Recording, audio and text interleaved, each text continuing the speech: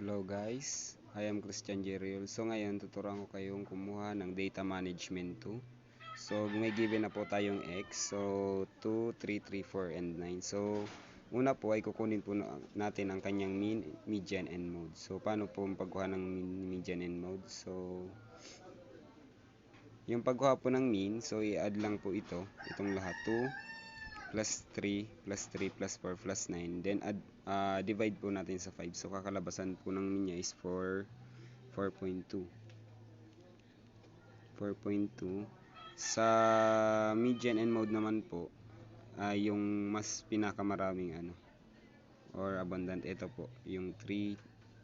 So ilalagay po natin sa median 3 and then sa mode 3 din. So dumako na tayo dito. Paano nga ba makuha ang x minus itong is median? So paano nga ba natin mapupunan to? So ang gagawin lang po natin is i-divide lang natin yung 4.2 dito sa kanyang x. So 4.2 divide 2 is equals to 2.2, and then 4.2 divide 3 is equals to 1.12, ay 1.2, then 1.2 kasi parehas naman silang 3, and then 4.2 divide to 4 is equals to 0.2. So 0.2, and then 4.2 divide to 9 is equals to negative 4.8. So ayan, nakuha na po natin ang kanyang mga hinihinging given. So dito po yan para sa x minus mean. So ang x po is ito, yung mean niya itong may na x na nandito po, ito po. And then magpatungo naman tayo dito. Yung pagkuha naman dito is multiply by itself. So 2.2 times 2.2 is equals to 4.84,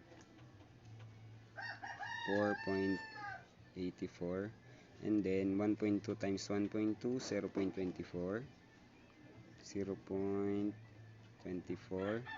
and then dito 0.24, and then 0.2 times 0.2, 0.04, and then negative 4.8 times negative 4.8 is equals to positive 23.04.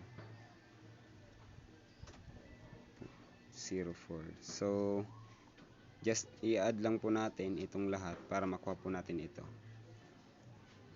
So 4.8 plus 0.24 plus 0.24 plus 0.04 plus 23.04 is equals to 28.4.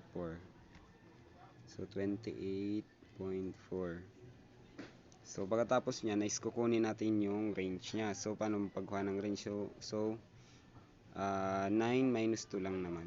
Ito. Substitute natin. Yung pinaka-taas niya is 9. Tapos lowest niya is 2. So 9 minus 2 is equals to 7. Yung kanyang x is 7. Ito po. Ang kanyang x, 7. And then tumungo naman tayo sa pagkuha ng standard deviation. So may formula po dito is ito po. Ito po. X minus n over 2 over n minus 1. And yan po. So substitute natin. So kuha na po natin yung standard deviation niya. Is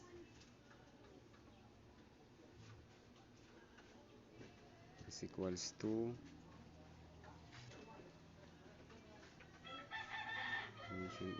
x mean over 2. So substitute po natin 28.4. So saan galing yung 28.4? Dito po sa total ng niya, yung kanyang in close parenthesis x minus mean in close parenthesis over 2. So i-add lang po ito para makuha ito. So ito na po yung gagamitin dito. So substitute natin over, ito yung ginagamit nating formula para dito. Ito. And then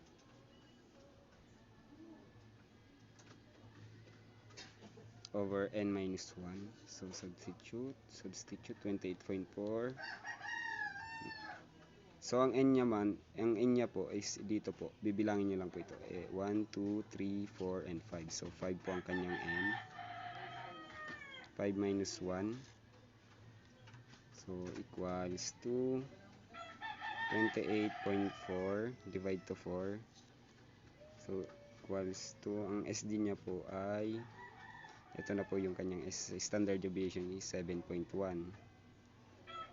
So nakuha na po natin ang kanyang SD.